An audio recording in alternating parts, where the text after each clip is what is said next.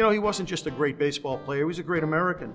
He had 39 combat missions. He was John Glenn's wingman over in Korea. He served in World War II as well as Korea. So that's 4 prime years of his life that he was gone from baseball, and yet he retired with a lifetime .344 average, which is unheard of. So, and not only that, the last man that hit over 400. No one's done it since. He was the best hitter on our team. I'm guessing he was in his late 50s, and we had spring training in Pompano, and incredible. Dude could hit. And we'd have that wind coming, the wind meant nothing to him. And every chance I got, I just stood right next to him, tried to listen to every word he said. He was known as the Kid, the Splendid Splinter, and Teddy Ballgame. But for Theodore Samuel Williams, the only moniker that mattered was the greatest hitter that ever lived.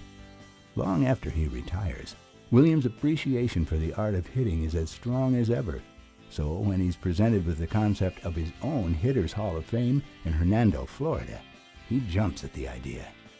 It was a gorgeous building. They added a wing on because Ted said he would only do it if they honored the other ball players. So there was a Hitters Hall of Fame wing, and he wouldn't allow himself, here he is the greatest hitter, to be inducted into it. He wanted to give the glory to the other players. Well, Ted passed away in 2002. And once that happened, I knew there was going to be a problem because it's just so far out of the way from, you know, the standard tourist area. That's when McCarthy has a chance meeting with the Rays that leads to the museum relocating to Tropicana Field.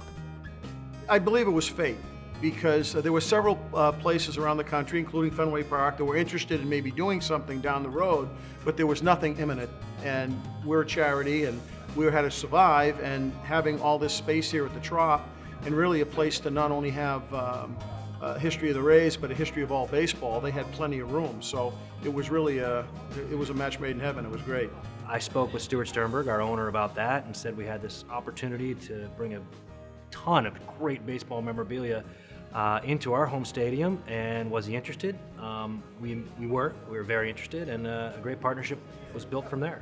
Every year we induct new players into the Ted Williams Hitters Hall of Fame and the museum, and I'll explain. The Hitters Hall of Fame, we just had Pete Rose and Willie Horton inducted. But we also have the Ted Williams Museum, where we have everything from Kevin Kiermaier's Gold Glove to Big Papi's last bat. You name it, we have it. It's all a part of baseball history.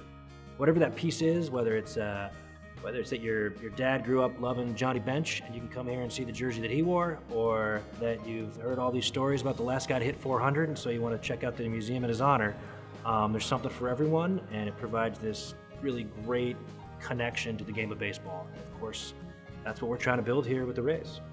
It's so much more interesting, I think, especially for the young people that come in here, to see all the teams, not just one team or not just one player, and to learn about really the whole history of baseball. It's part of America. That's what it is.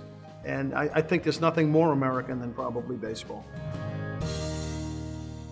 And while the preservation of these artifacts from a game that is rooted in myths and magical moments is the foundation of these museums, it's the memories they stir, those priceless moments that connects each of us to baseball in a uniquely personal way.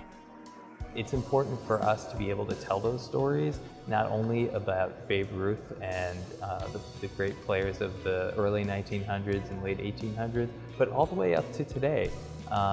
You know, the stories of today are going to be the history of tomorrow and future generations.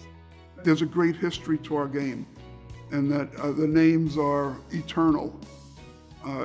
We're one of the few sports, if the only sport, where you still remember players from the 1800s or the 1900s. And the records leave an indelible mark on your mind. People are there because they want to remember what happens when they're there. They want to re-experience with their kids what they went through with their parents. And memorabilia is just kind of a physical way of capturing that sentiment. And it's a sentiment that I think is ingrained in the game of baseball, and that makes baseball really special and unique compared to all other sports.